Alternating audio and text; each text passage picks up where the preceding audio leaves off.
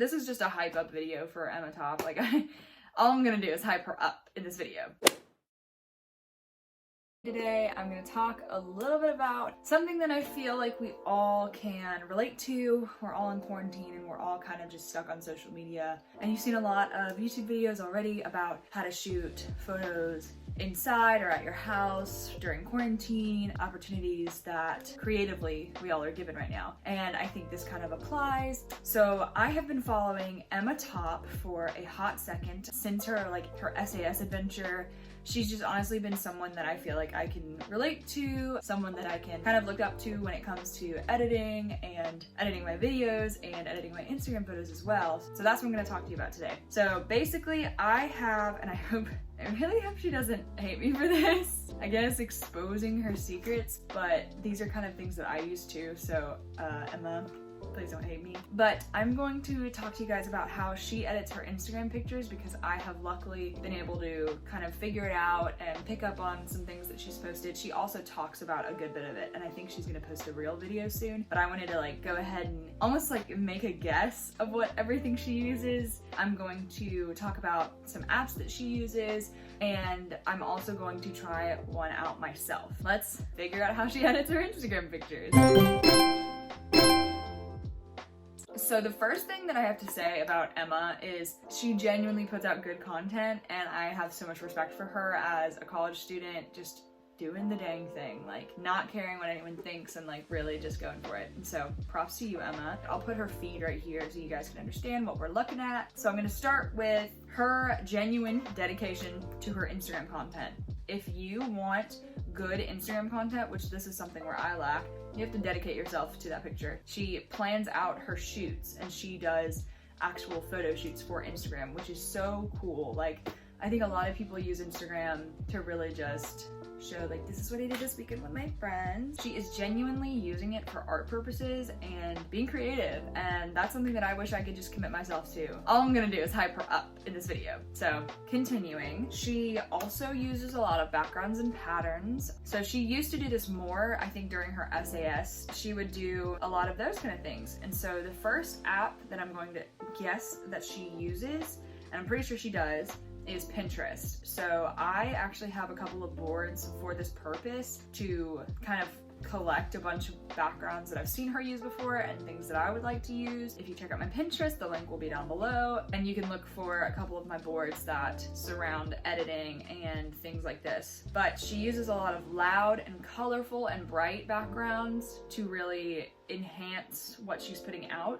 She definitely uses it to her creative advantage instead of letting the backgrounds or the little splices of other people's graphic designs to enhance her pictures rather than overpower it. Pinterest is a great place to find a lot of funky designs and backgrounds and even overlays. So definitely start a Pinterest, and then once you have a background that you're excited to use and you think goes well with the picture, then you have to download it, and I think she takes it into PICS. That's the second app I'm going to talk to you guys about. So PICS is something that I've used forever. I think whenever I got my iPod Touch, I think I was using PICS to edit a lot of pictures, because you can do stickers and you can do filters and you can crop and edit basic things. That's where I think she takes her background. So you would import your background into the app, and then you put the picture that you want on top of it, and then you cut it out and you put yourself on the background.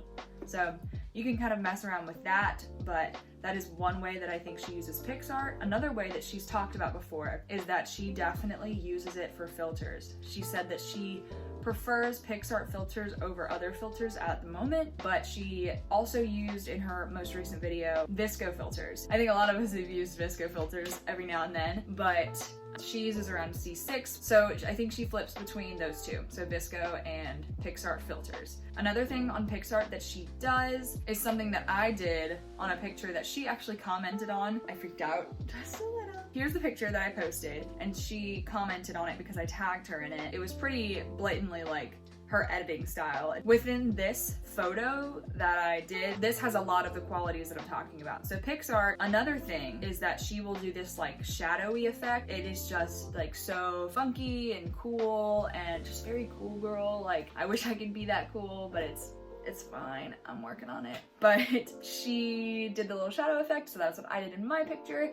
And she also uses Unfold, which is actually a story app, but she uses it on her pictures. And I use that on both my personal Instagram and on my thrift Instagram as well. So definitely check those edits out. But all she really does is consistently uses the digital wave packet, which I think you have to pay for, but it's something that I've used a lot because all you do is like put it in this little box and it looks like it's a JPEG image on your laptop, and I think it looks really cool, graphic, fun, like I've said.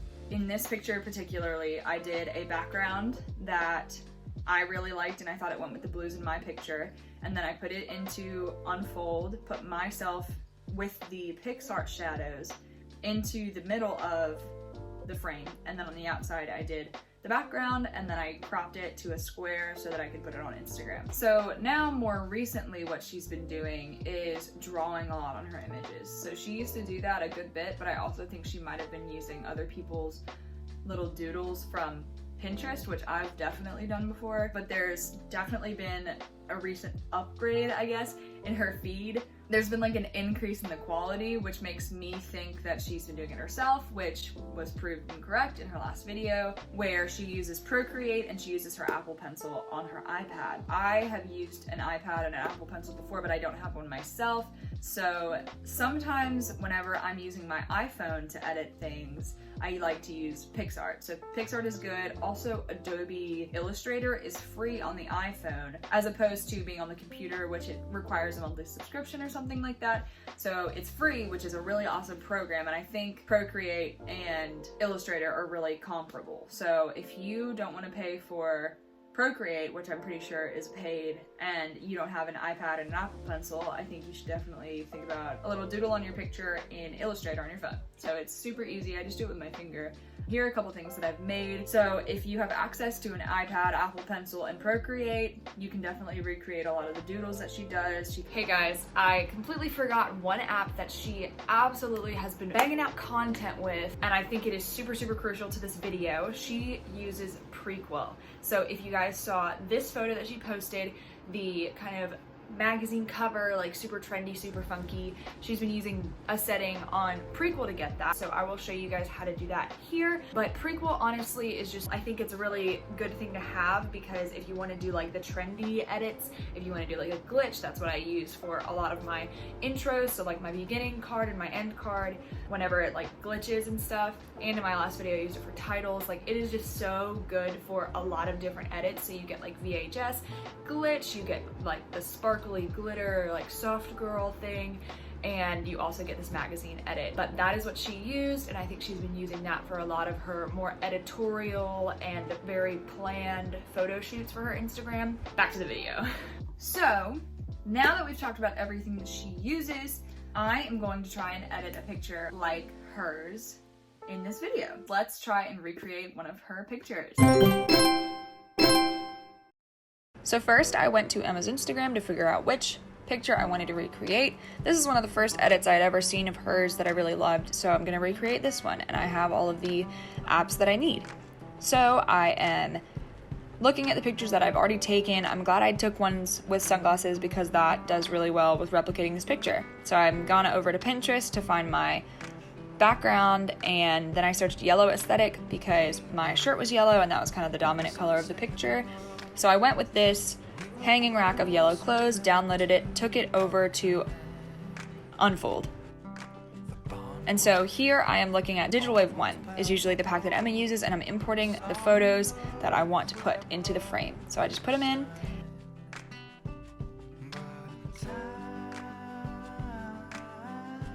And it already looks so much like Emma's, so I save that and I take it over to VSco to filter it.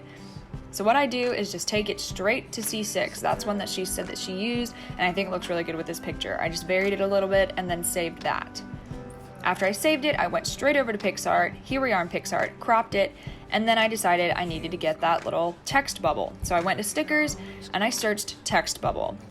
I thought it was cute to do the I love you more since her said I love you, and I saved it. What do you guys think about my recreation? Let me know what you think down below if I did a good job.